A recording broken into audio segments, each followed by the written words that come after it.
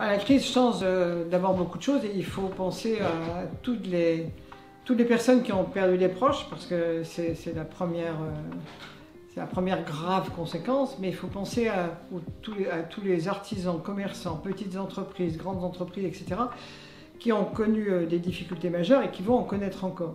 Ça, c'est l'aspect très négatif, c'est-à-dire qu'il y a besoin derrière d'un coup de main important à nos entreprises, c'est-à-dire qu'on ne peut plus perdre 1 euro pour l'indépendance par exemple, parce qu'il va falloir aider tout le monde à sortir la tête de l'eau, à retrouver un équilibre, première chose. Seconde chose, il y a un aspect positif. La crise a démontré l'importance du télétravail, bien sûr, mais la crise a démontré aussi que là où il y a trop de population tassée avec des petits appartements, on ne fait pas face à une pandémie. Et donc, on a beaucoup de personnes qui réfléchissent à un réaménagement du territoire, ce qu'on a perdu depuis longtemps, et à des relocalisations d'entreprises. Bien sûr, on pense aux masques, mais aussi à tout le secteur pharmaceutique. Et voilà que ici ou là, tel ou tel article dit, au fond, sur un certain nombre de produits, on a des chances, mais on a des chances où? On a des chances en Bretagne. On a des chances en Bretagne parce qu'on a des centres de recherche qui sont liés à la mer. On a des centres de recherche sur l'industrie pharmaceutique, on en connaît, avec Amarena, Meyer et bien d'autres.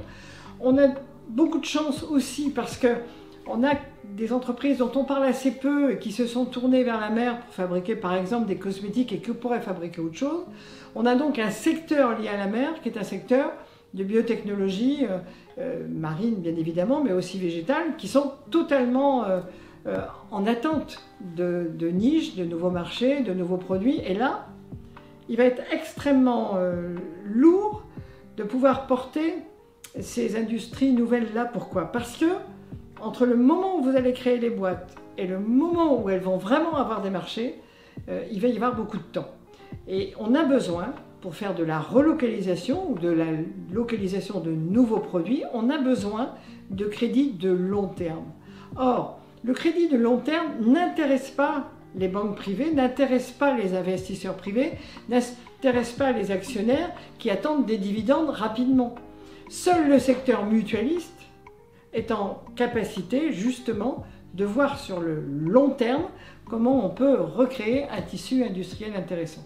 Donc, je pense que ça a changé beaucoup de choses en termes de difficultés d'entreprise, mais aussi en termes d'avenir possible pour la Bretagne. La Bretagne a cette chance d'avoir la mer, d'avoir de la recherche, d'avoir des universités, d'avoir un esprit d'entreprise que depuis le développement agricole on connaît bien, d'avoir des petites villes dans lesquelles on peut construire des logements à coût accessible. La Bretagne a la chance en plus d'avoir un climat protégé. Bref, la Bretagne a beaucoup de chance.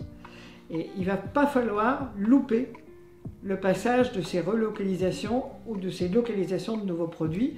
Donc crédit à long terme, ça veut dire mutualisme, mais ça veut dire aussi pour la Bretagne ne pas perdre 1 euro à faire autre chose, par exemple l'indépendance de Arkea. Voilà un dossier qui à mon avis est clos de fait par cette situation nouvelle qui acte les pertes mais qui acte aussi les grandes possibilités de la Bretagne.